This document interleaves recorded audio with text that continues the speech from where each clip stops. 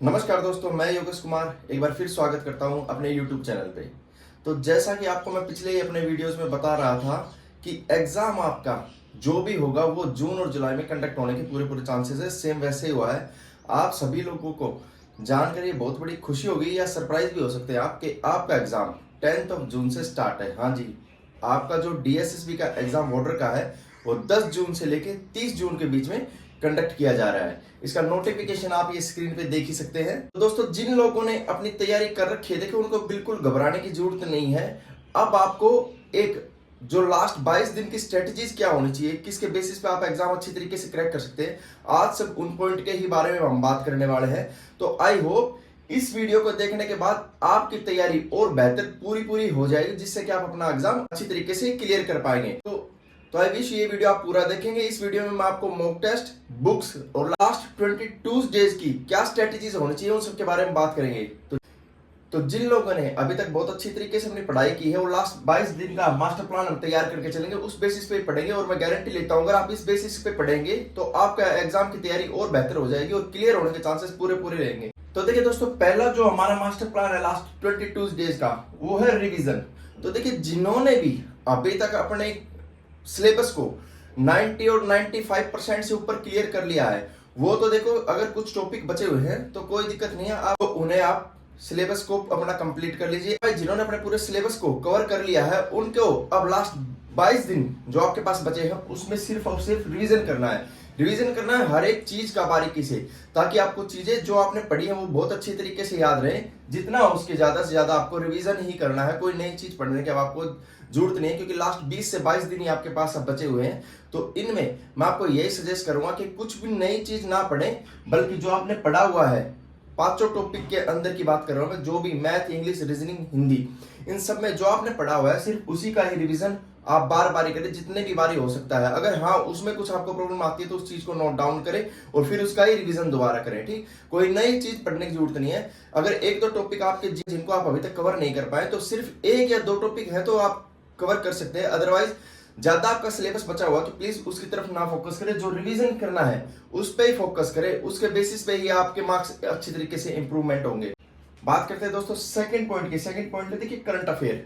Current affair, क्योंकि हम exam जब नियर बाई आता है तब हम उसको तैयार करते हैं, और तभी हमें तैयार करना भी चाहिए। क्योंकि देखिए, करंट अफेयर को हम जब से हमारा सिलेबस स्टार्ट होता है तब से नहीं पढ़ सकते हैं, लेकिन अब वो टाइम आ गया दोस्तों, जो आपको पिछले लगभग 6 से 1 साल तक के, मैं फिर से दोबारा कह रहा हूं, 6 मंथ टू 1 ईयर जो भी आपके करंट अफेयर्स हैं वो आपको बहुत ही अच्छी तरीके से रेडी करने पड़ेंगे। खासकर 6 महीने के तो बहुत ही अच्छी तरीके से रेडी करने पड़ेंगे, क्योंकि लास्ट एग्जाम में भी जो DSSB का लास्ट बॉर्डर का एग्जाम हुआ था उसमें 6 से 7 करंट अफेयर थे।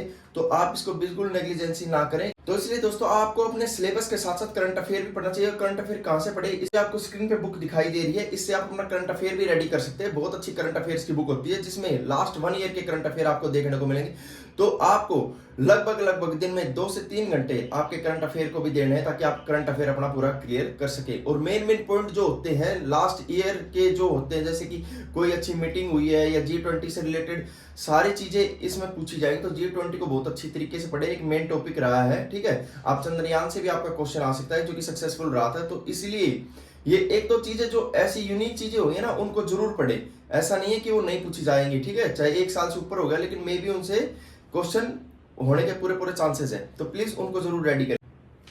तीसरी चीज दोस्तों आपको आती है, सबसे अच्छी चीज जो अब आपको करनी है, वो आपका मॉक टेस्ट। देखिए, अब आपका एग्जाम आ गया है। जब हम अपने फिजिकल की तैयारी कर रहे होते हैं, तो लास्ट दिन में हम जब रनिंग करते हैं तो ये सोचते हैं कि हम जितना भी टाइम हमें फिजिकल में मिलना है उस हिसाब से ही हमें अपनी दौड़ को पूरा करना है। सेम वैसे ही अब आपको जो भी टाइम मिल रहा है उस हिसाब से ही आपको अपना पेपर क्लियर करना पड़ेगा। तो देखिए, मॉक टेस्ट अगर आप नहीं लगाएंगे तो आपका टाइम मैनेजमेंट बिल्कुल आपके अकॉर्डिंग सेट नहीं होगा। लेकिन अगर आप मॉक टेस्ट लगा रहे हैं तो देखिए, आपको एग्जाम में अपना पेपर देते हुए किसी भी तरीके की घबराहट नहीं होगी, क्योंकि आपने पहले उस चीज को फेस कर लिया है। और मॉक टेस्ट लगाने के साथ साथ हमें यह भी इंश्योर होना है कि हम जो मॉक टेस्ट लगा रहे हैं क्या वो बिल्कुल वाटर से पैटर्न पे बेस्ड है। अगर आप अच्छी कहीं से भी आप मॉक टेस्ट लगा रहे हैं तो इंश्योर करें कि वो मॉक टेस्ट बिल्कुल वाटर के पैटर्न पे बेस्ड हो। अगर आपको ऐसा मॉक टेस्ट नहीं मिलता तो दोस्तों देखिए, मैं आपको ऐसी बुक बताता हूं जो जिससे आप बेस्ट मॉक टेस्ट लगा सकते हैं। और प्रीवियस ईयर में पेपर कैसा आया था जेल वार्डन का, वो भी आप दे सकते हैं। PDF अगर आपको कहीं से नहीं मिल रही है, कि लास्ट ईयर कैसा पेपर हुआ था, कैसे पैटर्न आता है। तो देखिए मैं फिर आपको बुक सजेस्ट कर रहा हूँ किरण पब्लिकेशन की। ये 2 बुक आप जो स्क्रीन पे दिखाई दे रहे हैं, इस बुक में देखिए आपको लास्ट ईयर में किस तरीके का पैटर्न आया है, क्या पेपर होता है, सब देखने को मिलेगा। एक बार आप जरूर से जरूर देखिए, तो आपको अंदाजा हो जाए कि पेपर कैसा आने वाला। तो प्लीज सब कुछ इससे आपको एनालाइज हो जाएगा, तो आप इसको जरूर देखें। दूसरी बुक ये है दोस्तों, इसमें आपको हर तरह से भी बॉर्डर की तैयारी कर रही है या किसी भी एग्जाम की तैयारी कर रहे हैं, इस बुक के दौरान, इस बुक के थ्रू आप हर तरीके का मॉडल टेस्ट पेपर देख सकते हैं। तो प्लीज इन दोनों ही बुक को परचेज कर ले, बहुत ही अच्छी बुक है। इनको डायरेक्ट आप अमेजन से परचेज कर सकते हैं। इनके साथ अपने मॉक टेस्ट की बहुत अच्छी तरीके से तैयारी कर सकते हैं, और किस तरीके का एग्जाम में पैटर्न आने वाला है उसको भी आप देख सकते हैं। तो किसी तरीके की नेग्लिजेंसी ना करें, मैं आपसे रिक्वेस्ट करता हूं दोस्तों कि एटलीस्ट दिन में एक मॉक टेस्ट तो अपना जरूर से जरूर सोल्व करें। एग्जाम आप अभी 22 दिन का टाइम बचा है, तो देखिए 20 कम से कम मॉक टेस्ट आपको लगा ही लेने हैं, यानी कि दिन का एक तो जरूर से जरूर ही लगाना है, ठीक है। चौथी चीज है तो दोस्तों देखिए कॉन्फिडेंस। अब बहुत सारे लोगों का ये डाउट हो गया कि सर मैंने इतनी पढ़ाई करी थी, सर इतनी करी थी, सडनली पेपर आ गया है। सडनली पेपर नहीं आया, देखो पेपर तो आपको पता है कि मार्च में भी होने के पूरे चांसेस थे, लेकिन इलेक्शन की वजह से 1-2 महीने डिले जरूर हुआ है। अब मैं पहले से ही आपको बोल रहा था कि देखिए तैयारी आप दोनों चीजों की करके चले, फिजिकल की भी चले और रिटर्न की भी चले। लेकिन लास्ट जो वीडियोस 1-2 वीडियो मैंने डाली है उसमें तो बिल्कुल मैंने आपको फोकस करवाया था कि आप एग्जाम पे ही फोकस करें। लेकिन देखिए घबराने की बिल्कुल जरूरत नहीं है। जिन लोगों ने अपनी तैयारी अच्छी तरीके से की है उनको तो बिल्कुल घबराने की जरूरत नहीं है, जो पढ़ते आ रहे हैं, जिन्होंने इस चीज को फेस किया है, ठीक है।